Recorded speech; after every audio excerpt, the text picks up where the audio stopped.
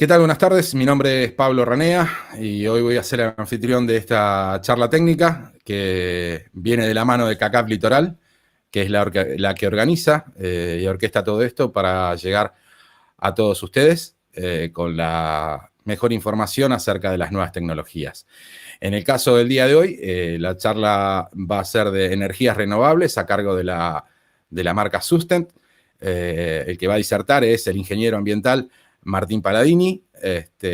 Espero sepan disfrutar de la charla. Los que están dentro de la sala de Google Meets pueden dejar sus preguntas a través del chat. Vamos a hacer al final una especie de preguntas y respuestas. Los que estén mirando a través del canal de YouTube pueden dejar sus preguntas en el chat del mismo video. Trataremos de responder la mayor cantidad posible al finalizar la presentación. Desde ya los dejo con Martín y su presentación. Espero lo disfruten.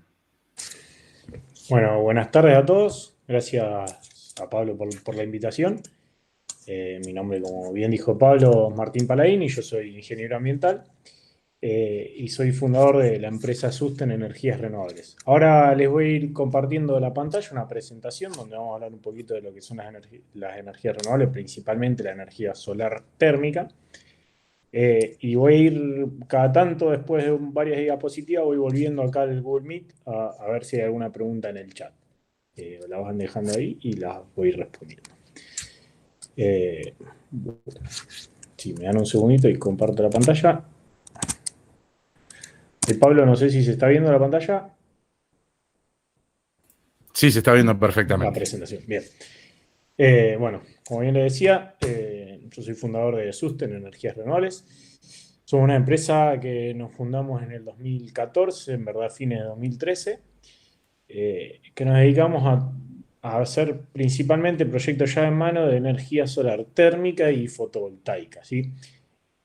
Abarcamos todas las etapas del proyecto de forma individual o conjunta para hacer el proyecto ya en mano. Las etapas son, bueno, asesoramiento técnico-financiero, es decir, conocemos los requerimientos, las necesidades del usuario, le hacemos una propuesta, un proyecto, ¿sí?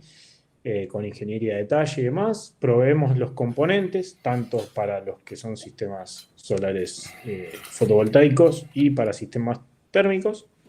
Hacemos todo el montaje, la puesta en marcha del sistema y el mantenimiento y control del mismo si es que lo requiere. Como bien decía, todo lo hacemos en conjunto para dar una solución ya en mano o podemos o sea, nos pueden ir contratando cualquiera de estas etapas. Por ejemplo, en este caso, donde entiendo que la mayoría de los que están presenciando la charla, ya hacen principalmente montaje y demás de sistemas de agua caliente, calefacción.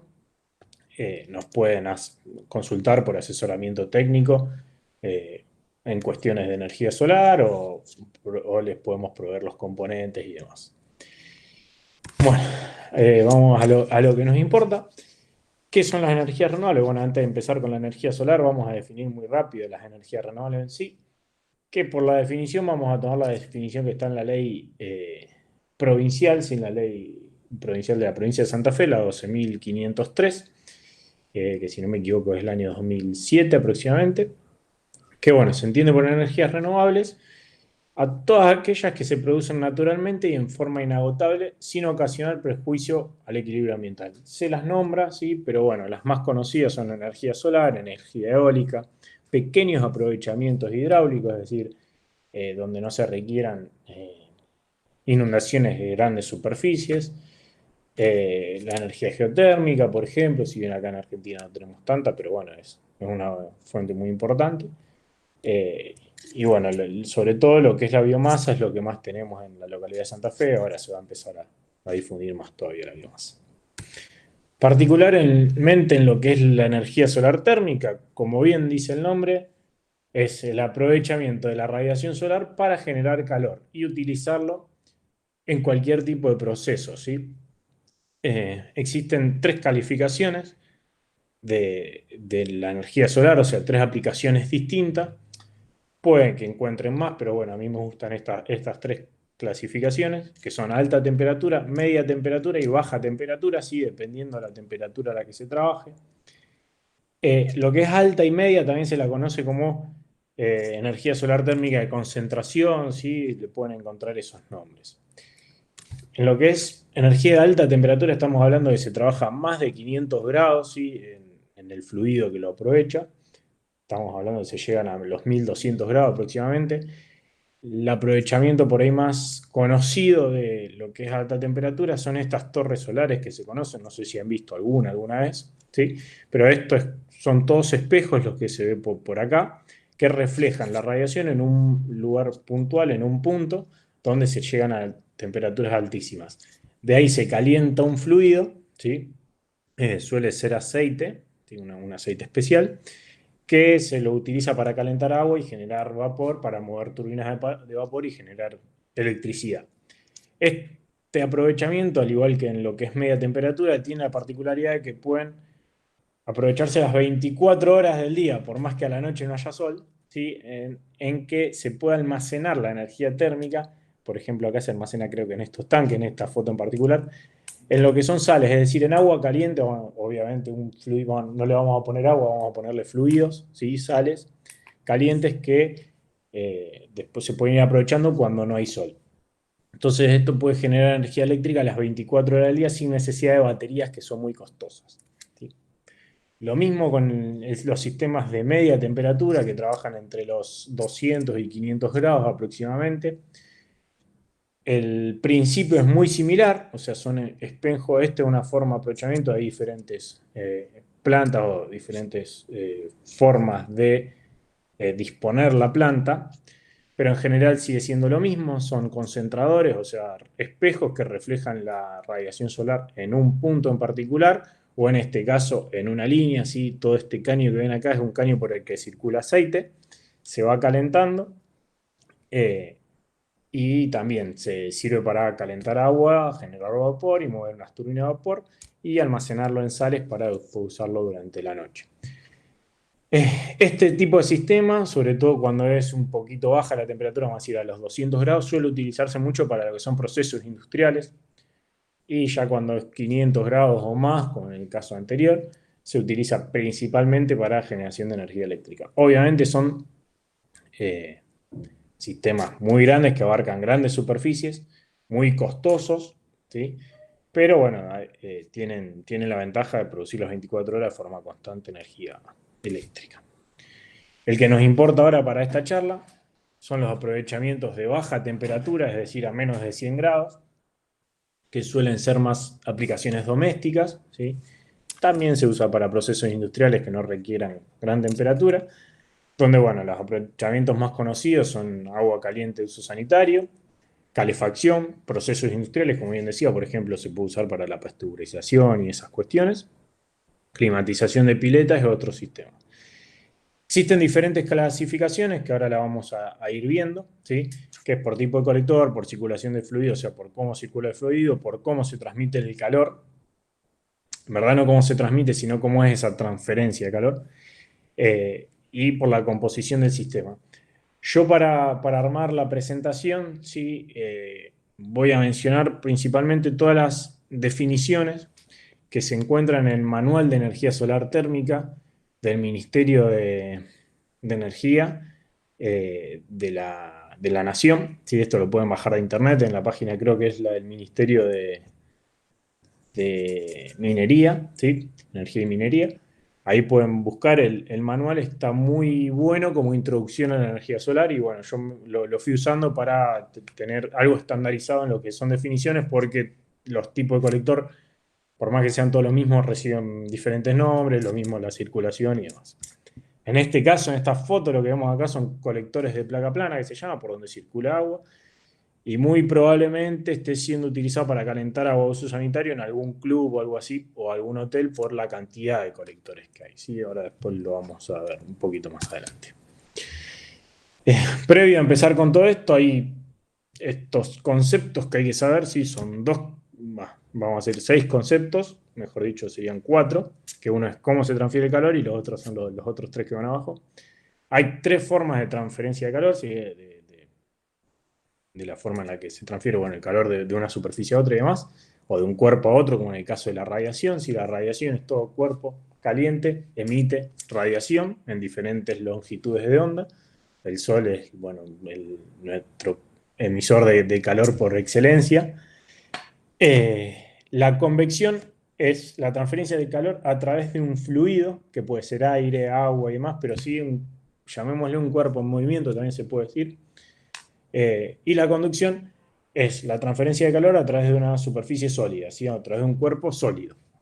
Como por ejemplo en esta foto se ve que es una pared que está recibiendo radiación por lo que se calienta su cara externa, que da al aire libre, ¿sí? Al sol, y por conducción en todo su espesor transfiere el calor a la parte interna. Bueno, los otros tres conceptos muy importantes para entender cómo funciona sobre todo un termotanque solar y demás, o entender qué mirar en un termotanque solar, son estos tres conceptos. Uno es el de efecto invernadero, sí, que quiere decir que cuando ponemos una superficie, lo deben haber escuchado mucho con el tema del calentamiento global y el efecto invernadero, pero se los defino un poquito más para que tengan una idea. Cuando ponemos una superficie, en este caso, que puede ser, por ejemplo, en la Tierra lo que es la atmósfera, ¿sí? Pero en un colector o en una casa, transparente, vamos a decir, translúcida, es decir, que deja pasar ciertas longitudes de onda, ¿sí? Del Sol, en este caso.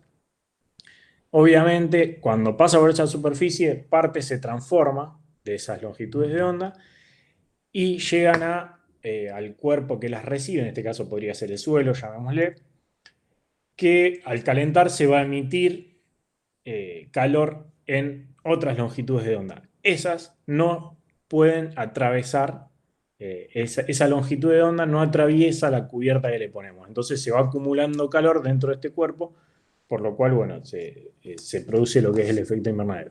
Conservación de la energía es lograr que ese calor que se produce por el efecto invernadero, por lo que sea, no salga, es decir, lograr que la vivienda, en este caso, que es la parte más fácil de entenderlo, esté lo más aislada con el exterior posible a través de una buena capa de aislación en las paredes y demás, para evitar que ese calor salga, ¿sí? Tanto de convección, o sea, si esto tendría una ventana que estaría abierta, se podría estar yendo en forma de convección, ¿sí?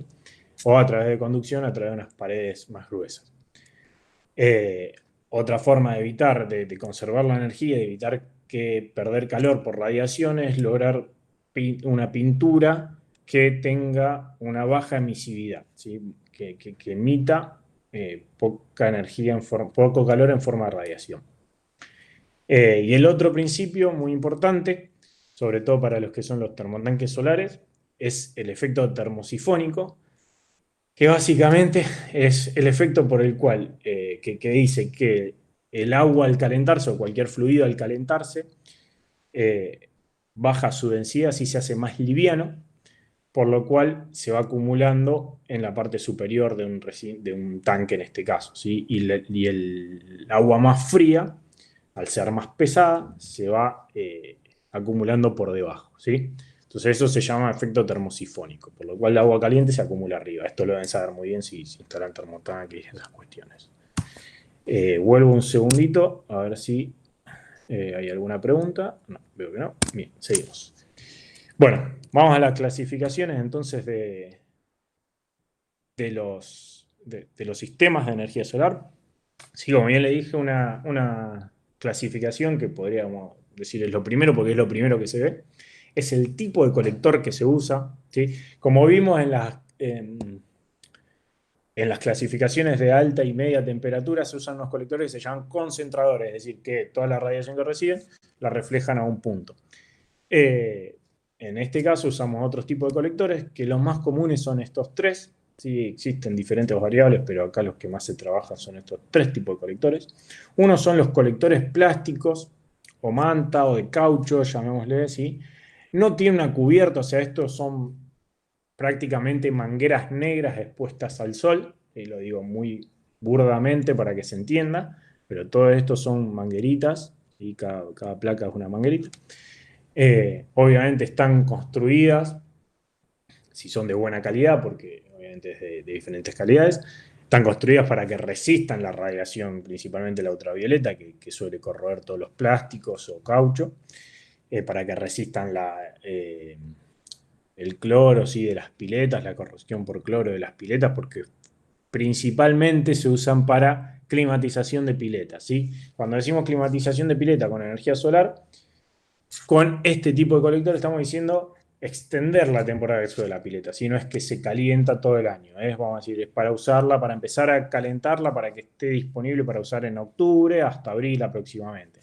Ya que estos colectores tienen mucha pérdida al exterior, si bien la captación es muy buena, o sea, recibe mucha radiación y la transforma en calor, pero a su vez, al no tener cubierta, no estar aislados por ningún lado, tienen mucha pérdida por conducción y convección con el medio ambiente, con el aire. Eh, entonces estos colectores en invierno, cuando hace más frío, pierden, por más que el agua llegue a estar a 50 grados, se enfría muy rápidamente, ¿sí? Me voy a saltear a los de colectores de placa plana, después vamos con los de tubo de vidrio. Tanto los de plástico como los de placa plana, existen fabricantes nacionales de ambos, ¿sí? Los colectores de placa plana son básicamente es como si fuera una caja o un gabinete, como dice ahí, que está aislado térmicamente en el posterior y en todas las caras, ¿sí? La cara, todos los costados, por decir una forma, los 4 costados. Dentro de esa caja suelen tener, bueno, lo que se llama la superficie captadora, que suelen ser tubos de cobre, como se ven acá, una parrilla de cobre, a veces es parrilla, a veces serpentina, dependiendo del modelo, ¿sí? del captador. Los más comunes son así una parrilla, que están soldados todos esos caños de cobre a una superficie, en general es aluminio, pintada de negro para tener mayor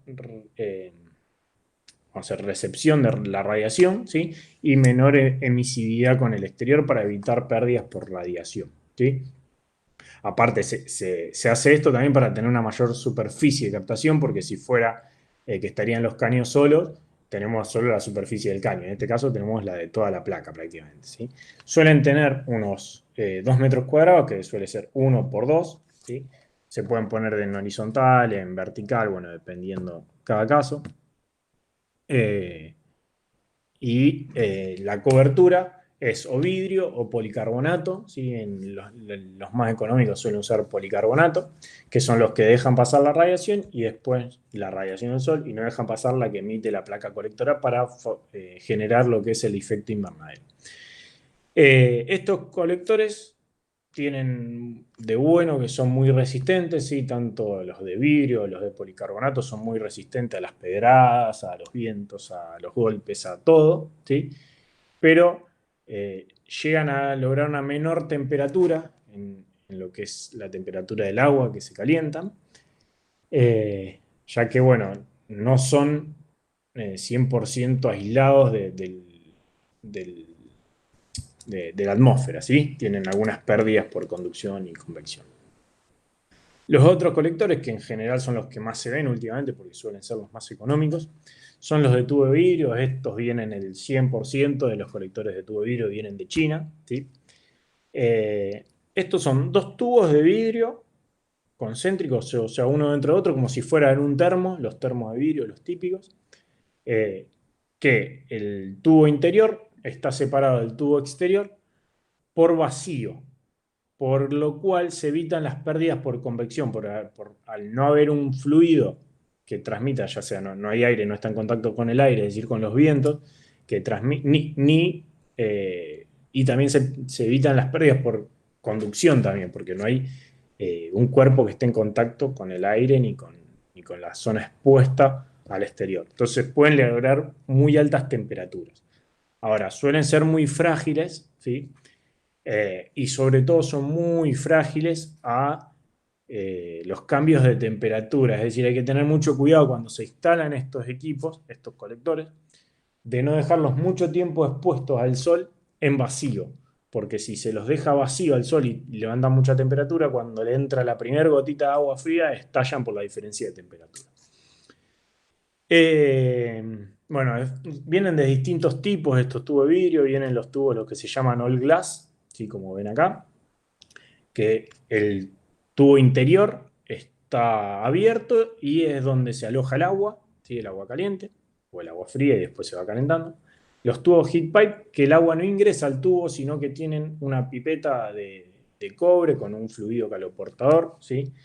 Que hace que se caliente ese fluido y se lo transmita a un tanque. Estos tipos de colectores, como ven acá, que no tienen un tanque arriba, suelen ser heat pipe, vienen oil gas, pero suelen ser heat pipe, donde acá la pipeta que tiene el tanque acá arriba están en contacto con este canito de cobre y por ahí circula el agua eh, y, y se calienta. La ventaja que tienen esos sistemas, es decir, que no entre el agua al tubo, es que en el caso que se rompa un tubo, el equipo va a seguir funcionando igual, con menor eficiencia, obviamente por tener menor superficie captadora, pero se puede seguir usando. En el caso de los tubos Sol Glass, si se rompe un tubo, vamos a tener pérdida de agua constante, por lo cual el sistema no va a funcionar ya que no va a tener agua. ¿Sí? No se va a usar el agua. Bien. Otro. Bueno, vamos ahí a ver si tiene alguna pregunta de tubos. Uy.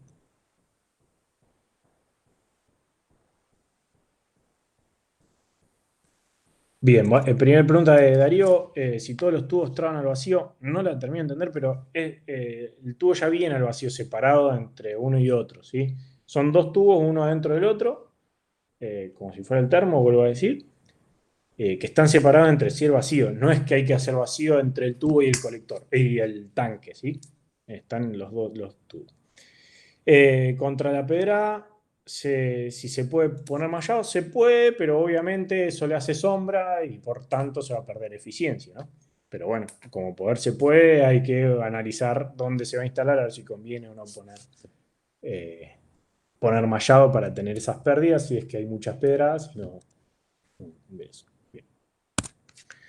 Bueno, la otra clasificación es por cómo circula el fluido en todo el sistema, ¿sí? Tanto en el colector, con el tanque y demás, donde tenemos dos clasificaciones, que obviamente una es circulación natural y el otro es circulación forzada, ¿sí? ¿Qué quiere decir circulación natural? Que el fluido va a circular siempre por el principio que habíamos visto antes, que es termosifón, ¿sí? Como ven en este dibujito, es muy básico, se entiende muy bien.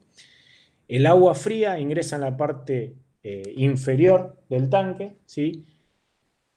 Y a medida que se va calentando, se va acumulando en la parte superior del colector, se pasa al tanque y de ahí sale el agua, ¿sí? Eso se produce, o sea, si bien, vamos a decir, colector y el tanque se llena por la gravedad de la diferencia entre el tanque y el colector, pero la circulación dentro del sistema solar, ¿sí? Del termotanque solar, funciona por circulación natural, por termosifón, lo que se llama. Esto en los tubos, por ejemplo, que a veces es lo más difícil de entender, suele ser.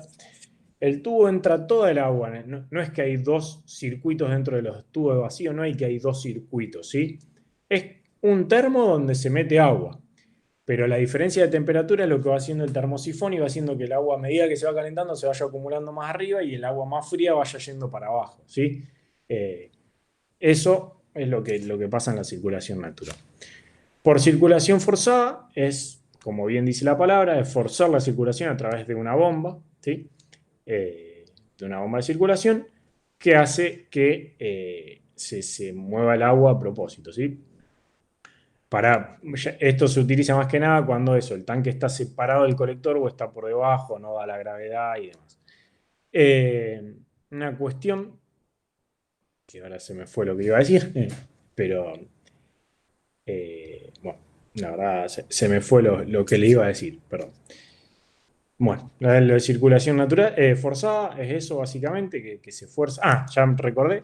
La ventaja que tienen los sistemas de circulación forzada es que el colector, al el agua moverla forzadamente, precisamente, ¿sí? Se puede poner en cualquier posición. Obviamente siempre se va a buscar la posición óptima para que reciba la mayor radiación. En esta zona es 45 grados mirando al norte, o sea, hay una inclinación de 45 grados y mirando al norte, ¿sí? Pero si por una cuestión estética, por una cuestión de espacio, por lo que sea, hay que ponerlo o en forma horizontal, o en forma vertical, o más inclinado, o más bajo, hay que usar sistemas con circulación forzada. ¿Por qué? Porque el termosifón, es decir, la circulación natural que se produce en ciertos rangos de inclinación, entre 30 y 50 grados. ¿Sí? Si el colector está más inclinado que 30 grados, no va a funcionar el termosifón. Si está más vertical, tampoco va a funcionar, o mejor dicho, si está más vertical, sí va a funcionar el termosifón, pero con mucha más lentitud, ¿sí? Porque tiene que subir más tramo. Entonces, esas son, a la hora de elegir entre estos sistemas, si bien después vamos a ver cuáles son los criterios de elección de cada uno, hay que tener cuidado de eso, la posición del colector, a ver si conviene poner un sistema forzado o un sistema de circulación natural. Bueno, ahí justo venían las ventajas de cada uno, ¿sí? Obviamente la circulación de un sistema, la ventaja principal de un sistema natural es que es súper sencillo y económico, ¿sí? Nada más. Después obviamente no hay piezas y esas cuestiones. Pero, bueno, es lo que yo decía, hay rigurosas pendientes en las cañerías de tubo, es decir, hay que tener mucho cuidado con esto, en las desventajas de un sistema natural. Se suelen utilizar los sistemas de circulación natural para pequeñas demandas, si cuando hay mucha demanda ya se usan los otros sistemas. Y otro detalle muy importante es que trabajan a baja presión, ¿sí? Es decir, a la diferencia de altura entre un tanque elevado y el colector. ¿Sí? Si el tanque está elevado más de 5 metros del donde se va a poner el colector, en general ya no se utilizan estos sistemas, o sea, hay que pensar en un colector que resista presión. Y los sistemas de circulación forzada, la principal ventaja que tiene es que uno tiene mucho más control, ¿sí? en el equipo, pero obviamente son más caros, llevan otra ingeniería que es la de las cañerías también, y de todo el sistema de bombeo, de regulación, de control y demás, y se usan en general para sistemas de mayor demanda.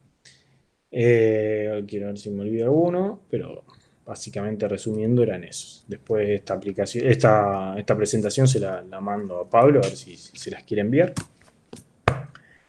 Bien, los otros sistemas, ¿sí? La otra clasificación, mejor dicho, del sistema. Por transferencia de calor.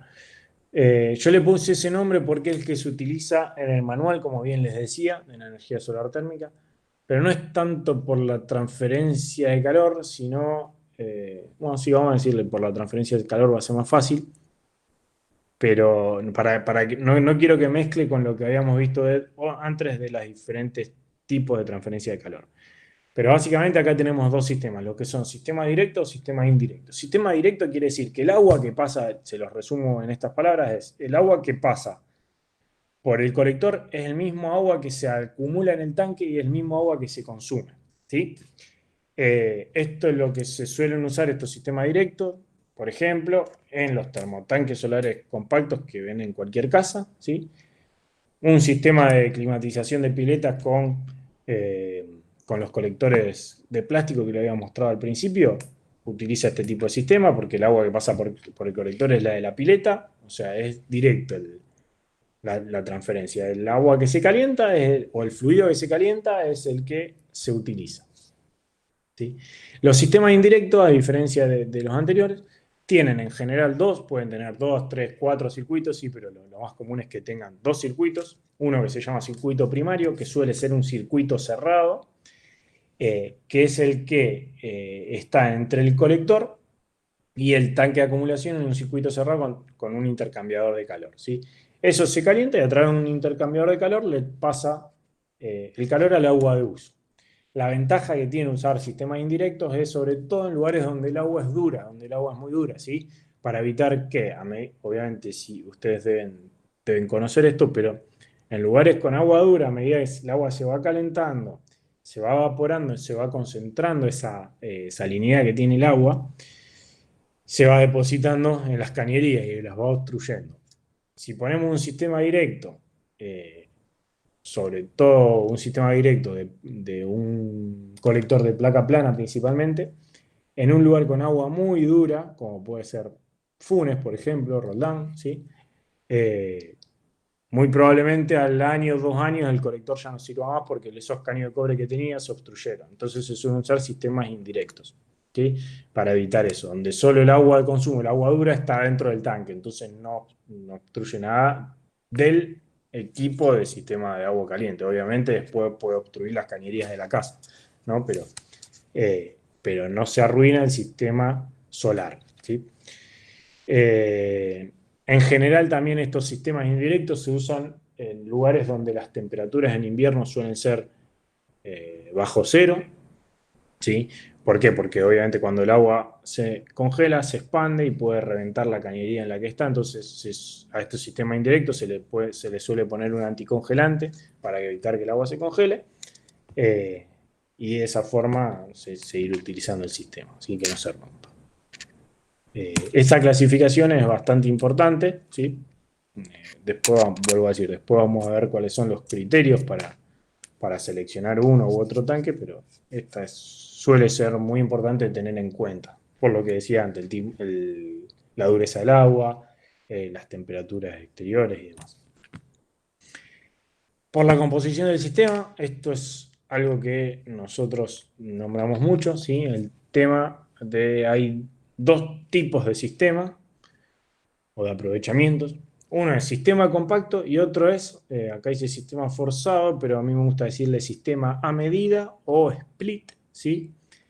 El sistema compacto es lo que en general van a ver en todos lados, donde el colector está unido al tanque, ya se vende como un único equipo, ¿sí? Lo van y lo compran en cualquier lugar que vendan termotanques solares. Hoy en día ya se consiguen en supermercados, en ferreterías y demás los termotanques solares. No requieren mucho diseño, mucha ingeniería, ¿sí?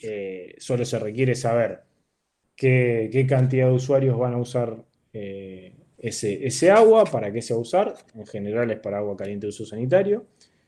Cuántos usuarios lo van a usar, para conocer el tamaño del tanque y de la superficie captadora, ¿sí? Y conocer si el agua se va a servir por presión o con un tanque elevado, si con una bomba presurizadora o con un tanque elevado, para saber si el equipo tiene que resistir la presión o no, y saber la dureza del agua para ver si ponemos un equipo compacto, un equipo directo o indirecto, ¿sí? O sea, no tiene mucha ciencia los termotanques compactos, y vuelvo a decir, ya se venden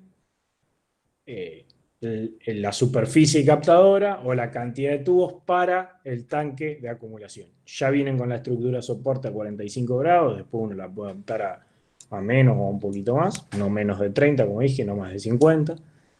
Pero bueno, son bien sencillos y es lo que más se ve, ¿sí? Y se utilizan para demandas en general, o se recomiendan no utilizar en demandas de más de 500 litros de agua caliente por día, ¿sí? Pero bueno, obviamente se suelen poner muchos termotanques compactos juntos para tener más demanda de agua, pero no es lo recomendable. Los otros sistemas, que son los sistemas a medida, como me gusta llamarles a mí, o sistemas split, ¿sí? Acá estos no se venden como un conjunto, ¿sí? Van a encontrar que algunas empresas sí lo ofrecen como un kit, pero bueno, es un kit diseñado por esa empresa, ¿sí? No es que ya viene así. Se dimensiona por separado lo que es la superficie captadora, es decir, los colectores, de lo que es el tanque de acumulación, es decir, cuánta agua tenemos que acumular, ¿sí? Cuánta agua caliente. Y en general son sistemas indirectos, ¿sí? Como dije antes, de circulación forzada. ¿Sí? Suelen ser. Obviamente vienen los sistemas directos y vienen el sistema directo de circulación natural. Son aplicaciones muy puntuales y con mucha suerte se pueden dar esos casos, pero en general son sistemas indirectos de circulación forzada. Se utilizan para grandes demandas de agua, ¿sí? De más de 500 litros, o para climatización de piscina, como dice ahí, que si bien es lo más sencillo, o para calefacción o para procesos industriales, ¿sí? Esto, lo vuelvo a decir, la principal diferencia que tiene es que el colector viene por un lado y el tanque viene por otro, se dimensiona en base a lo que uno requiera, la necesidad de cada uno, la cantidad de colectores y la cantidad y el volumen del tanque a acumular. Si bien existe una relación recomendada entre la superficie colectora, ¿sí? El colector, y el volumen del tanque, pero bueno, tiene unos rangos en los que se puede jugar, ¿sí? Si se utiliza mucha agua en simultáneo, es decir, si se usan todas las duchas en simultáneo, o si se van usando en unos lapsos de día distintos, bueno, esas cuestiones. Suelen utilizarse también estos sistemas en lugares donde no hay espacio para poner un tanque en el techo, ¿sí? Porque hay que ponerlo abajo, así que bueno. Vuelvo a decir, en el mercado la diferencia la van a encontrar en que este sistema se vende por la superficie, por el volumen de acumulación principalmente, se dice un termotanque de 200 litros para 4 personas, y en este caso no, hay que comprar todo por separado. Obviamente son mucho más costosos estos sistemas, y aparte hay que considerar que llevan bomba de circulación, sistema de control, de medición de temperatura. Ahora vamos a ver las diferencias principales entre uno y otro. Bueno, acá tienen una fotito cada uno de lo que son los termotanques compactos, ¿sí? Que como bien decía, vienen ya preconfigurados. Quiero ver si no me olvido nada. Y la principal desventaja que tienen estos sistemas compactos, que si bien son muy económicos, es que no hay control sobre la temperatura máxima que se puede obtener en el tanque. Por eso hay que tener mucho cuidado con el sobredimensionamiento, ¿sí? Porque esto en verano, muy probablemente, por más que esté bien dimensionado, en verano muy probablemente hierva el agua, por lo que hay que poner a la salida del tanque algunas válvulas para evitar que se quemen o que se arruinen las cañerías, ¿sí? Pero si el agua llega a hervir, va a hervir, digamos, no se puede evitar que en el tanque el agua se acumule a más de 100 grados. En verdad no se va a acumular nunca a 100 grados porque ya hierve, pero a 100 grados. En cambio, los sistemas a medida, al al hacer la circulación forzada entre el colector y el tanque, podemos setear de que cuando la temperatura del tanque llega a 60 grados, por ejemplo, no se encienda más la bomba de circulación. Entonces evitamos el sobrecalentamiento en el tanque. Obviamente lo vamos a tener en los colectores, ¿no? Pero los colectores están preparados para ese sobrecalentamiento. Bueno, lo que decía, llevan todo un sistema de control y de bombeo y se pueden utilizar con más de un circuito a la vez, es decir, se puede utilizar para agua caliente, calefacción y pileta, todo en un mismo sistema, sí a medida, obviamente hay que dimensionarlo para eso, pero hay que pensar que va a tener 3, 4 intercambiadores de colores, de calor, perdón, dependiendo eh, la aplicación que se le dé. Bueno, ahí vamos a los criterios de selección, así que vamos a ver si hay alguna pregunta. Bien. Bien, Darío, vos preguntás la colocación de la barra de magnesio opcional. Sí, es como lo mismo en los termotanques. Obviamente se recomienda. Los termotanques compactos chinos, estos los de tubo de vidrio, generalmente ya traen hasta el lugar para poner la barra de magnesio, todo ya viene preparado. Pero obviamente va a depender de la dureza del agua principalmente, que es lo que importa. Después es opcional, pero es recomendada, digamos, y va a depender del sistema, ¿no? Bueno, vamos a los criterios para la selección, ¿sí? En base a esto, vamos a los criterios para la selección y para el dimensionamiento. ¿Sí? Lo voy a decir muy rápido cómo se suelen dimensionar estos sistemas para no entrar en detalles. Pero bueno, obviamente lo primero que tenemos que saber a la hora de seleccionar un equipo de energía solar térmica de baja temperatura es para qué se va a usar, ¿sí? La demanda energética. Es decir, si va a ser para agua caliente, de uso sanitario, si va a ser para agua caliente y calefacción, si va a ser solo para calefacción, si va a ser para climatizar la pileta, si va a ser para, bueno, existen también los sistemas de refrigeración a partir de agua caliente, son muy caros, acá en Argentina no han llegado todavía, pero bueno, se pueden utilizar. Así que es muy importante eso. Además de eso, saber, por ejemplo, si es para agua caliente, es cuántos usuarios va a tener. En general se recomienda utilizar una constante de pensar en 50 litros de acumulación, ¿sí? Por persona por día para lo que es agua caliente de uso sanitario. Así que vamos a decir, si hay 4 personas, se requiere un sistema de 200 litros. Y así sucesivamente. Después, obviamente, hay que ver si es un lugar que es un vestuario de una empresa industrial. Obviamente, el criterio va a ser mucho menor porque los baños suelen ser más rápidos. Si la familia en la que se va a usar o no usa bañera, se bañan todos con bañera o no, porque van a usar más de 50 litros por persona o no. Bueno, son esas cuestiones, pero lo principal es saber para qué se va a usar y cuántos usuarios va a tener. Lo segundo es la ubicación geográfica.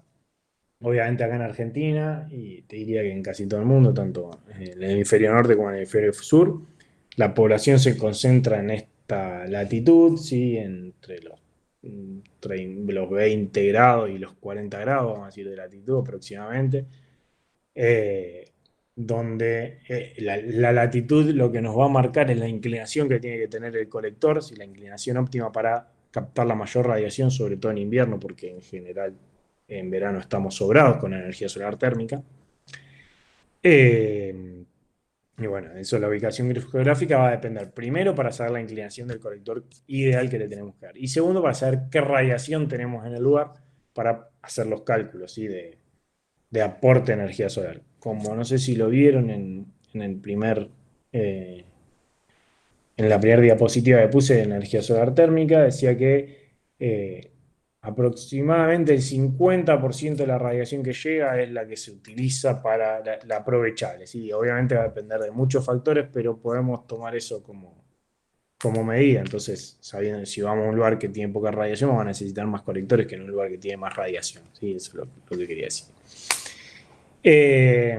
Después, obviamente, la presión de trabajo.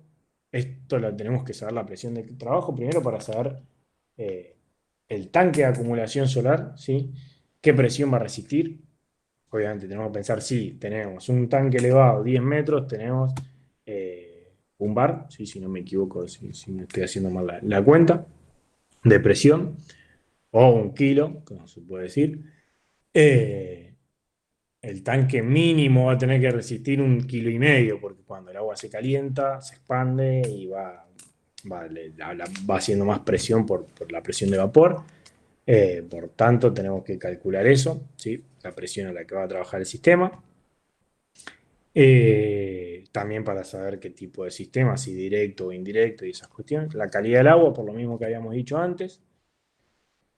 Y para saber también el material del tanque de acumulación. Y lo último que se tiene en cuenta, pero es lo más importante también, es el espacio disponible, porque hacemos todos los cálculos, nos dan que tenemos que poner 50 colectores y después no tenemos lugar donde ponerlos, ¿sí?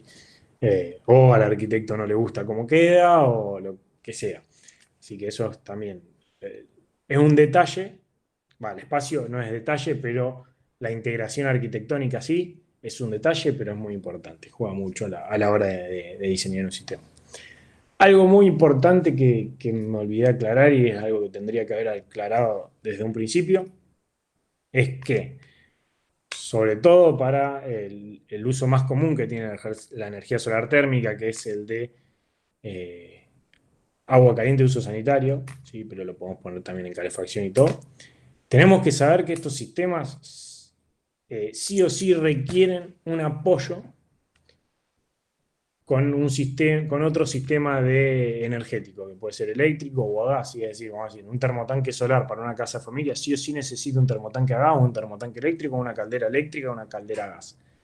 ¿Por qué? Primero, en principal, por la diferencia de radiación que hay entre el invierno y el verano. Acá en Rosario tenemos en invierno, tenemos la mitad de radiación, no solo por los días de sol, sino con la fuerza que llega esa radiación, la inclinación que tiene. La mitad más o menos, un poquito menos también, entre invierno y verano. Es decir, que en las mismas condiciones un equipo en verano va a generar el doble de energía que en invierno. Básicamente es esa la cuestión. Por más que nosotros después lo inclinemos para que, si lo inclinamos a 45 grados, esa diferencia entre invierno y verano, en vez de ser del doble, va a ser de 1,8. Pero va a andar por ahí. Entonces, eso como primera medida. Si nosotros dimensionamos un sistema que se usa durante todo el año, pero lo queremos que aporte el 100% de la energía en invierno, vamos a tener un problema en verano con el sobrecalentamiento, ¿sí? Un problema muy grande. Vamos a estar el 80% del verano con el agua a 100 grados, que a medida que va bajando por las cañerías va a ir rompiendo el sistema, que si el agua es dura se va a ir depositando y va haciendo desastre en las cañerías, así que hay que tener cuidado con eso. Eso por un lado. Por otro lado, además de la radiación, el otro tema que tenemos es el salto térmico que tiene que hacer ese equipo, ¿sí? Es decir, a qué temperatura de agua fría entra y a qué temperatura de agua la queremos sacar, ¿sí? En general, para agua caliente de uso sanitario podemos considerar que la vamos a servir al agua a 45 o 50 grados centígrados. El tema es que en verano, sobre todo si en casas donde hay tanques de agua, eh, ya va a bajar caliente, sobre todo vuelvo a decir, en casas que tienen tanque de agua, pero así venga de la red o de un pozo, ya va a venir por lo menos 5 o 6 grados más alta que en invierno, mínimo, ¿sí? Por lo tanto, el salto térmico que tiene que dar, que tiene que hacer el equipo, el termotanque solar o el colector solar, es menor, es 5 o 6 grados menor, con más radiación todavía, así que todavía el problema de sobrecalentamiento se incrementa así en verano. Y el otro tema es el uso de agua. En invierno vamos a usar mucha más agua fría, perdón, mucha más agua caliente que en verano, y la vamos a usar todavía más caliente. Entonces tenemos menos horas de sol, menos horas, menos radiación, agua más fría y encima más demanda en invierno. Entonces, eh, para evitar quedarnos sin agua caliente y evitar sobredimensionar el sistema para el verano, estos sistemas necesitan sí o sí un apoyo, sobre todo para el invierno, ¿sí? Se habla de que los sistemas, sobre todo los termotanques, y para agua caliente de uso sanitario, el aporte energético anual de un termotanque solar ronda el 70 o el 80%, ¿sí? El restante 30 o 20 tiene que venir de una fuente de energía convencional. En sistema de calefacción, el aporte ronda el 40%, o sea, mucho menor todavía, porque si lo sobredimensionamos para tener más, obviamente después en verano, ¿qué hacemos con toda esa energía? Podemos tapar los colectores, podemos taparlo, pero se hace un año y no se hace más. Así que bueno, eso es muy importante que lo quería aclarar, espero que haya quedado, que se haya entendido y que haya quedado claro. Bueno, ¿cómo calcular un sistema? Esto es lo que le decía antes. Acá Rosario creo que es la única ciudad de Argentina que tiene una ordenanza en energía solar térmica, principalmente para agua de uso sanitario, que bueno, da algunas pautas la reglamentación que hay que seguir a la hora de diseñar un equipo y demás. Lo que decía antes, principalmente, lo más importante es que el aporte energético que va a tener ese sistema, que va a dar ese sistema, ningún mes del año supere el 110%. Es decir, que no tengamos un 10% de energía extra generada. Esto es lo más importante que venía a lo anterior. Y que la demanda, bueno, que sea o ningún mes del año más del 110 y que no pase que durante 3 meses seguidos sea más del 100% de energía. Esto para evitar sobrecalentamientos, vuelvo a decir, ¿sí? Obviamente, estas cuestiones, esto que son números, y hasta la hora que no esté instalado y todo, eh, no se comprueban, ¿sí? Va a depender de todos los criterios del desarrollador, ¿sí? El proyectista, de qué criterio toma para esto, si toma 50 litros o toma 70 litros de agua caliente, si la temperatura del agua la toma a 45 o a 70, si la calefacción se toma que para la calefacción la casa es una casa muy, muy aislada, muy eficiente en energía, o es una casa que va a tener muchas pérdidas. Bueno, son varios criterios que se toman, pero bueno, esta norma, si la 87-84 de Rosario, en general da buenas pautas para seguir y para tener de referencia. Bueno, ¿cómo se calcula, muy rápidamente, cómo se calcula un sistema, ¿sí? O cómo se calcula la necesidad, mejor dicho, energética, un sistema? Como primer medida, tenemos que calcular eso, la demanda energética mensual, también puede ser anual, también puede ser diaria y demás, pero bueno, en general se toma mensual porque los valores de radiación que se pueden encontrar y demás son mensuales, entonces por eso se toma mensual. Bueno, donde Q es la demanda energética mensual, expresada en joules sobre mes, después se puede pasar a la unidad que quiera, kilovatio, bueno, kilovatio hora en verdad, o a megajoule, o a kilojoule, o a lo que uno quiera, ¿sí? Que es función del calor específico del agua, que es una constante, es 4180 joules por kilogramo, joule sobre kilogramo por metro, por grado centígrado, ¿sí? Es una constante del agua que es básicamente ¿Cuánta energía se necesita para calentar 1 grado del agua? Sería eso, ¿no? Ay, me pasé. Perdón. Después, el consumo de agua caliente diaria, vuelvo a decir, se suele tomar 50 litros por persona por día. Si tenemos 4 personas hay que poner 200 acá, ¿sí? O si tenemos 5 personas, 250. O si tenemos una planta industrial, que como habían visto, acá tenemos vestuarios, duchas familiares, bueno, vestuarios particularmente, o cuarteles, 20 litros por persona. Tenemos una industria que se bañan 100 por día, tenemos 2000 litros, ¿sí? Luego tenemos la temperatura del agua caliente, es decir, la temperatura a la que queremos llevar el agua, a la que la vamos a acumular. Suele ser, por decir, 45 grados, de acuerdo a la ordenanza de Rosario, pero también puede ser 50. En España usan 50 más que nada, así dependiendo del lugar. Nosotros, para que tengan idea de baño, estamos usando a los 37 grados aproximadamente, pero bueno, el agua se calienta, se almacenaría a los 45. La temperatura de entrada de agua, es decir, a qué temperatura viene de la red, del tanque de agua o del pozo, ¿sí? Y la cantidad de días que tiene el mes. Con esto sacamos la demanda de agua, de energía para calentar agua de uso sanitario por mes. En base a esto, después, bueno, más adelante tengo cómo vamos calculando el colector, ¿sí? Pero una forma muy, muy, muy rápida, y vuelvo a decir, para que tengan de referencia, ¿sí? Es agarrar la radiación mensual, porque va a depender de un montón de factores, ¿sí? Lo que le voy a decir ahora es para hacer un cálculo muy rápido, instantáneo, ¿sí? Agarrar la radiación mensual y multiplicado por 0,4 o 0,5 les va a dar más o menos la energía que aporta un metro cuadrado de colector. Pero bueno, en base a eso después lo multiplican por la cantidad de metros cuadrados que necesitan. Una forma rápida, vuelvo a decir, pero depende de otros factores. Bueno, ¿cómo se calcula la demanda de agua de calefacción, mejor dicho, de energía para la calefacción? Esto es un calculito que está en las normas IRAM, ¿sí? Pero bueno, también muy rápidamente, en este caso la unidad en la que sacamos la demanda energética es en kilowatt hora. Hay que conocer los grados día de calefacción.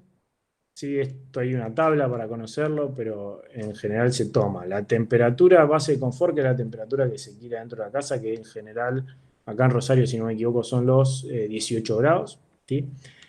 La temperatura media mensual, por ejemplo, en junio son los 10 grados aproximadamente, por el número de días del mes, por un coeficiente que va a depender suele ser 1, pero bueno, va a depender de estos dos valores. Así se calculan los grados día de calefacción, es decir, cuántos grados al día tengo que generar de calor.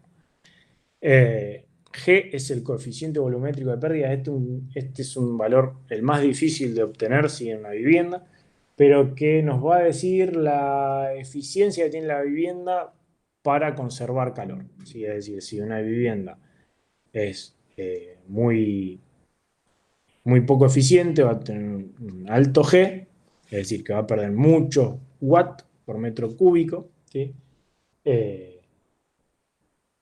Si es más eficiente va a ser más bajo, ¿sí? Cuanto más bajo mejor. Pero bueno, esto en general lo tienen que calcular los arquitectos o quien hizo el cálculo de la casa, este valor, que es bastante engorroso de calcular. Hay que tomar la superficie de la pared, la cantidad de ventanas, bueno, muchas cuestiones.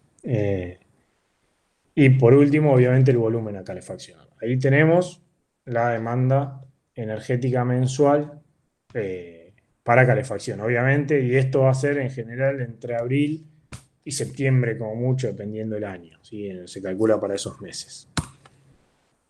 Por otro lado, tenemos el tema de la climatización de la pileta, ¿sí? Que bueno, en una pileta, a diferencia de en un sistema de agua caliente, donde el agua se usa, ¿sí? O sea, se va reponiendo. En una pileta tenemos que pensar como que tenemos un tanque a una temperatura constante, ¿sí? Que lo vamos a llevar, por ejemplo, en piletas a 28 grados, 30, dependiendo para qué se use la pileta, pero suele ser eso. Ya lo tenemos que pensar que vamos a tener una pileta a 20 grados. Esa pileta obviamente va a ir perdiendo calor, porque es un cuerpo caliente que pierde calor. Por un lado va a perder por radiación, por otro lado por convección. Cuando hay viento, sobre todo, mientras más viento haya, mayores son las pérdidas por convección. Por otro lado, por conducción en las paredes, y esto es despreciable porque en general la temperatura del suelo suele estar en el rango de los 20 grados, entonces la diferencia de temperatura entre la pileta y el suelo no es tal como para tener tanta pérdida por las paredes. Y aparte, si bien parece que son mucha la superficie, que la superficie de las paredes es mucha, en comparativa al volumen de agua, a la masa de agua es poco, ¿sí? Las pérdidas por evaporación, obviamente a medida que el agua se evapora, pierde el calor. Y habría que también tener en cuenta que otra cosa que no puse, sobre todo en piletas de clubes, ¿sí? Piletas públicas, la reposición de agua diaria, ¿sí? Y a qué temperatura se repone, porque ahí vamos a tener otra pérdida, suele ser bastante importante. Y por otro lado, tenemos que tener en cuenta las ganancias, que las ganancias son la radiación que recibe al estar expuesta al sol.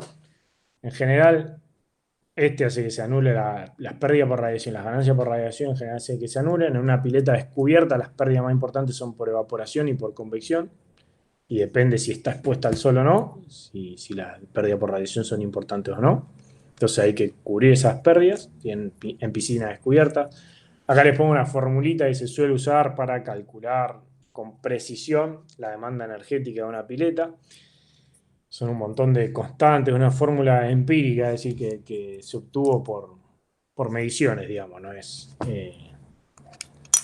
por cálculo, pero es una forma fácil en estas latitudes donde estamos nosotros. En general, hay que considerar, dependiendo, con colectores plásticos, obviamente, voy a decir unos colectores primarios, porque se puede usar cualquier tipo de colector, pero lo más común, los plásticos. En general, se usa calcular la misma superficie en colectores que el 80% de la superficie de la pileta. Es decir, una pileta que sea de 6 por 4, que tenga 24 metros cuadrados, hay que calcular de ponerle rápidamente 20 metros cuadrados de colector, más o menos, ahí da. Por otro lado, tenemos las piscinas cubiertas, donde la mayor pérdida es por evaporación. ¿Por qué? Porque convección no hay pérdidas, porque está cerrado, o sea, no hay viento. Por radiación las pérdidas no suelen ser bajas, ¿sí? No tiene ganancia de radiación porque está techado, entonces no le entra la radiación solar. Y lo que se tiene mucho por evaporación, ¿por qué? Porque hay alta humedad dentro de ese espacio donde está la pileta, dentro de ese recinto, y hay mucha evaporación. Así que son el 70% de las pérdidas. En general, para piscinas cubiertas se suelen usar colectores o de tubo de vidrio o de placa plana. Porque son, por lo que decía antes, en el invierno son más eficientes que en el verano, que los de... Perdón, en el invierno son más eficientes que los de plástico porque están aislados del medio ambiente, ¿sí? Por lo que decía antes, sobre todo los tubos de vidrio. Así que se suelen usar estos colectores. De todos modos, las piscinas cubiertas, por más que uno le ponga colectores y todo, igual que los sistemas de agua caliente, necesitan un apoyo convencional para lograr el 100% de cobertura de la demanda. Bueno, vamos a ver si tenemos pruebas, porque hasta acá estamos con el tema de energía solar térmica. Después los quiero introducir un poquito en lo que es la energía solar fotovoltaica, así ya después vamos terminando. Bueno, ¿los tubos de vidrio resisten el granizo o no? Están, obviamente que hay que pedir los equipos que estén certificados, ¿sí? Pero se certifican de que resistan piedra, vamos a decir, balitas de acero no me acuerdo el diámetro, ¿sí? A 2 metros por segundo de velocidad. Eso es lo que se certifica en las certificadoras internacionales, ¿sí? En cuanto al granizo. Si bien una pedra muy grande, se pueden romper. Lo que tiene la ventaja que tenemos es que en general las pedradas, que en el 90% de los casos vienen del sur y estos equipos están mirando al norte, entonces es muy difícil que una pedrada le pegue de lleno y lo rompe. Pero son los más frágiles a las pedradas y los de tubo vidrio. Bien. Darío, vos que ponés sí, pero los tanques tienen una resistencia eléctrica para el invierno. Sí, supongo que haces referencia a lo que decía antes Del apoyo, sí. En general los termotanques solares, sobre todo los termotanques solares importados, los chinos, ya vienen con el espacio para poner una resistencia eléctrica, que se puede comprar o no. Yo no recomiendo como apoyo poner la resistencia eléctrica que vienen con los termotanques, ¿sí? Una cuestión de eficiencia, por un lado. Por otro lado, es que si se rompe, sobre todo en ese caso que son de tubo de vidrio y de tubo de vidrio al glass, si se rompe el tubo de vidrio, se vacía el tanque y por más que tenga resistencia, no tenga resistencia, no va a haber agua caliente porque no va a haber agua dentro del tanque. Entonces yo recomiendo poner un sistema eh, separado, ¿sí? Un calefón y todo. Pero bueno, depende de las necesidades de cada uno. No sé si hay alguna pregunta más en lo que es energía solar térmica, si quedó algo. Si no, termino con fotovoltaica. Vuelvo a la presentación, que los introduzco muy rápidamente en lo que es la energía solar fotovoltaica. Si quieren, después podemos coordinar para una charla en base a esto, que queda todavía bastante más para hablar. La energía solar fotovoltaica, a diferencia de la térmica, que funciona con calor, esta funciona con un principio que se llama el fotoeléctrico, es decir, que viene el fotón de luz, impacta sobre las placas estas que son de silicio generalmente y hacen mover, excitan a los electrones de esta placa de silicio formando una corriente eléctrica, ¿sí? Vamos a decir, para que se entienda, obviamente, se entiende muy bien la diferencia entre calor y energía eléctrica, si en uno generamos calor, en otro energía eléctrica, pero también les quiero explicar un poquito de lo que es la eficiencia. Como les decía, en general los colectores solares térmicos, dependiendo de la temperatura que se use, dependiendo del tipo de colector y demás, pero en general, vamos a decir como número así global, podemos decir que el 50% de la energía solar, de la radiación que llega a un colector solar, se transforma en energía útil. Vuelvo a decir, dependiendo de la temperatura que uno trabaje, un montón de cuestiones, ¿no? Pero en general, más o menos el 50, el 60, el 70, el 40, dependiendo del colector, pero ahí es la conversión, digamos así, la eficiencia en la conversión de energía.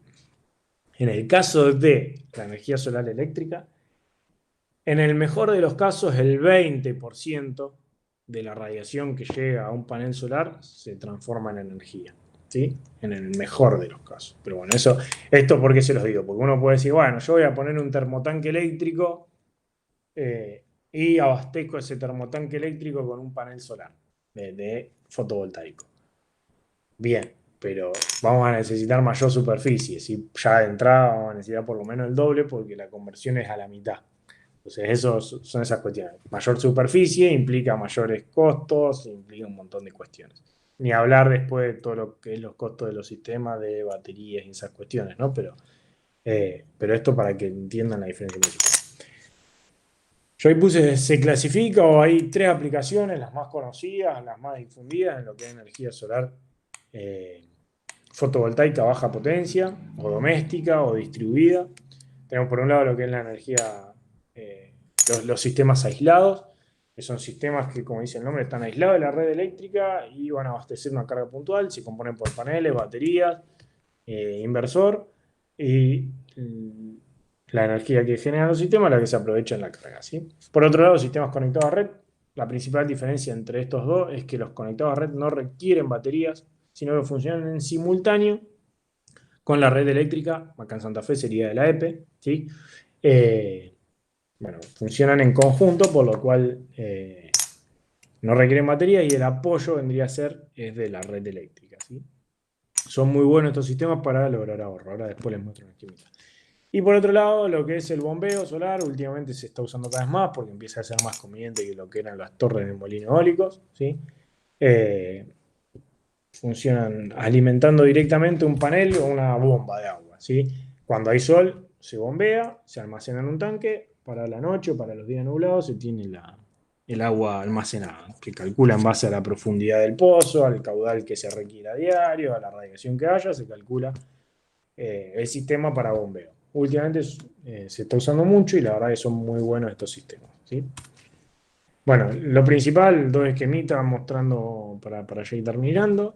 Este es un esquema de un sistema fotovoltaico conectado a red. Es decir, acá tenemos la red pública, tenemos un medidor bidireccional ¿sí? Es decir, que mida lo que se inyecta y lo que viene de la red, se le cobra al usuario el balance. Han escuchado por ahí acá en Santa Fe hablar del programa Prosumidores, ya no está más, pero bueno, funciona bajo este esquema, donde tenemos los paneles solares, las protecciones de los paneles solares, el inversor, que es el que transforma la energía de los paneles solares útil para la casa, y el medidor, ¿sí? El medidor de energía solar fotovoltaica. De ahí se va a la red o a la casa, dependiendo del consumo que haya. Si se está consumiendo más energía de la que se genera, se toma parte de los paneles, parte de la red. Si se consume menos energía, parte se consume, el excedente se vuelca a la red.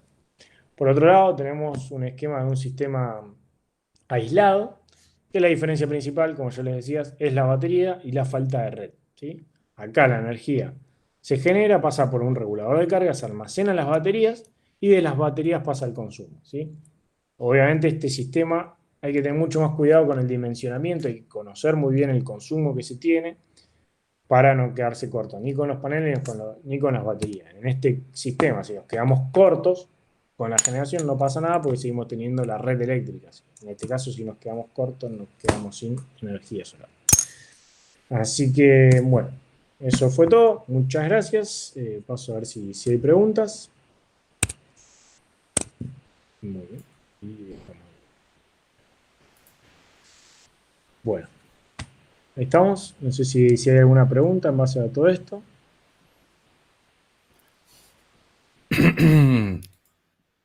Por las dudas les recuerdo que pueden hacer las preguntas a través del chat, tanto los que están viendo la transmisión por YouTube como los que están dentro de esta sala. Tienen un chat donde pueden hacer preguntas si quedó alguna como para responder. Quedamos al aguardo de ellas. Bien.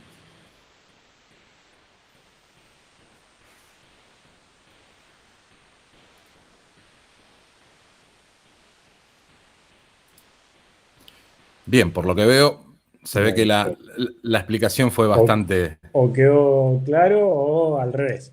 Quedó muy claro, aparentemente. O al revés. Quedó muy claro. No, la verdad, Martín, muy, muy clara y concisa la presentación. Te agradezco por la misma. Espero que a todos les haya servido los conocimientos que se brindaron. Por mi parte, agradecerte de parte de la Cámara Argentina de Calefacción, Aire Acondicionado y Ventilación, Delegación Litoral. Con todos los que participaron, se les va a enviar, si Martín me lo transfiere, la presentación que se dio. También van a poder verla más tarde a través de YouTube nuevamente, si es lo que quieren. El canal de YouTube de la Delegación Litoral es CACAV Litoral, AA. ¿Estamos? Ahí van a poder ver la presentación nuevamente, quizás dentro de un par de horas. Luego va a estar compartida también en la página de cacav-litoral.com.ar. Por mi parte, gracias. Si veo que no hay preguntas... Veo que hay una pregunta. Perfecto. Respondo rápido, de Ariel. Si se puede dejar de depender de la red eléctrica, como poder se puede. Obviamente una cuestión de costos, ¿sí?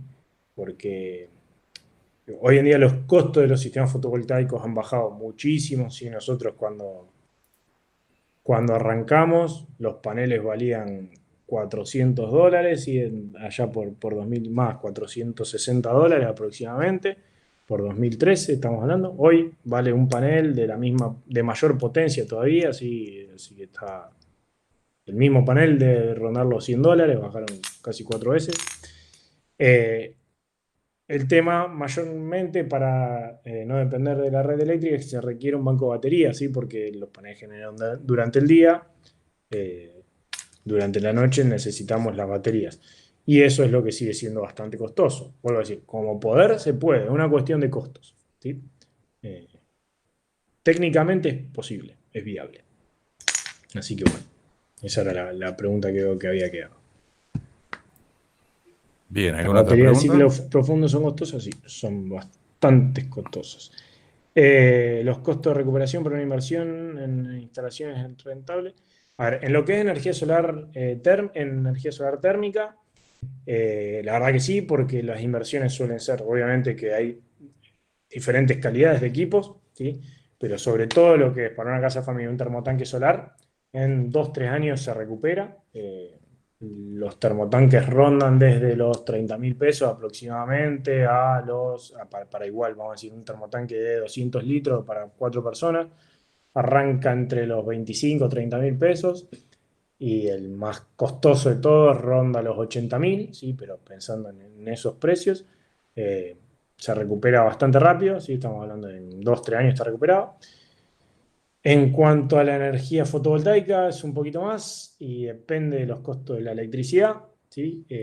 Con el programa Prosumidores se estaban amortizando en unos 5 años aproximadamente, tenemos 25 días útiles. Para sistemas conectados, sistemas en paralelo, si hay red eléctrica, demora un poquito más. Ahora, comparando un sistema aislado con un grupo electrógeno, conviene un sistema fotovoltaico aislado, desde ese lado. Así que bueno, muy bien. Bien, por lo que veo hay más preguntas en el chat. Sí, A ver, ¿dónde quedamos? Creo que acá quedamos. ¿Las baterías de ciclo profundo son costosas? sí, eso es lo que decía antes, son más costosas que baterías de auto, ni hablar. Acá las baterías, mientras más grandes es mucho mejor. Mira, no es una cuestión de grande la batería o no, ¿sí? Es una cuestión de dimensionar la demanda energética que se tiene y calcular el banco que se ajusta a esa demanda de energía. Es decir, que va a acumular esa cantidad de energía que uno va a usar. En cuanto a comprar baterías de camión o no, mira, no es que sean baterías especiales, sí, vienen las baterías solares, ¿sí? Eh, y se llaman de ciclo profundo, como bien había dicho Javier. Eh, pero sí, son mucho más costosas que baterías de camión, pero están preparadas para estos sistemas para durar mucho más tiempo, así mucho más tiempo en vida útil. Eso es lo principal. Y sí, tenemos a la venta kits fotovoltaicos, eso dependiendo, bueno, tenemos unos cuantos, así que después a los que quieran, no sé si les pasás el contacto, Pablo, cómo quieren hacer, pero de última que nos busquen en la web a Susten, en www.sustenweb.com, nos consultan y ahí les pasamos los kits. Sí, Dependiendo. más tarde o quizás mañana les voy a estar enviando un mail con el mail de contacto de Martín. Cuestión de que si tienen alguna consulta comercial puedan hacerlo Ujú, directamente con él.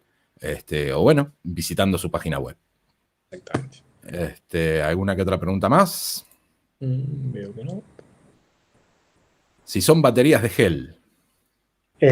Bueno, hay diferentes tipos de batería, ¿sí? Puede ser de gel, AGM que se llama. Obviamente para cada aplicación hay que ver qué motores se tienen que abastecer, qué se tiene que abastecer y demás. La batería que va, ¿sí? Pero no necesariamente, no es que son de gel, sí es más, las de gel ya son los que menos se usan. Pero se suelen clasificar en baterías selladas, que dentro de las selladas están las baterías de gel, por ejemplo, y baterías con mantenimiento, es decir, que hay que rellenarlas con agua destilada, hay que hacer otro mantenimiento. Y vuelvo a decir, depende de la aplicación que tenga, la batería que se usa. Ahora ya se están usando bastante las baterías de litio, son un poco más caras que el resto, pero tienen una vida útil mucho más prolongada. Eh, Así que las baterías de litio ya empiezan a convenir. Obviamente, vuelvo a decir, hay que tener muy en cuenta la aplicación que se va a dar. Para casa de familia, en general, conviene usar las baterías de ciclo profundo o PVZ que se suelen llamar, o tubulares o demás, pero bueno, tiene diferentes nombres que en general hay que hacerle cierto mantenimiento, pero son las más económicas y las más duraderas para las aplicaciones domésticas. Bien. Creo que hay 3 preguntas más. A ver. Bueno, uno es para mí, bueno, sería bueno el mail de Martín. Bueno, quédense tranquilos, que por mail les va a llegar el mail de contacto de Martín para que puedan estar en contacto con él para hacerle cualquier consulta fuera de lo que es la charla. Para ser usadas en San Juan, ¿qué baterías recomendás? ¿Hay algún tipo de A ver, especificación? no es por ubicación geográfica el tipo de batería que se selecciona, sí, es por aplicación, vuelvo a decir. Eh, para una casa de familia yo te recomiendo, a ver, no sé, hoy las más económicas por ahí En cuanto a el uso, sí, al costo en relación a la energía entregada, ¿sí? Por ahí, si te tengo que decir una marca, te digo marca Trojan, como suena, Trojan. Por ahí son muy buenas baterías eh, y relativamente las más económicas, pero puedes encontrar, no sé, cualquier tipo de batería. Te digo, lo que tenés que mirar es que sea de ciclo profundo, hay que mirar muy bien la ficha técnica de esa batería, la data, para ver si se acomoda a tus requerimientos o no, porque tendrías que saber también eh, cuántos paneles va a usar, o sea, cuál es la corriente de carga de esa batería, cuál es la corriente de descarga, son muchas cuestiones, ¿no? Pero en general para la cuestión doméstica, te digo, te recomiendo Trojan, te recomiendo Ritar, te recomiendo, bueno, ahora no recuerdo otro nombre, y después de litio tenés otras cuantas también para recomendar. Pero, pero bueno, eso vuelvo a decir, se suele usar cualquier tipo de batería, no es por una cuestión de la ubicación, sino de luz.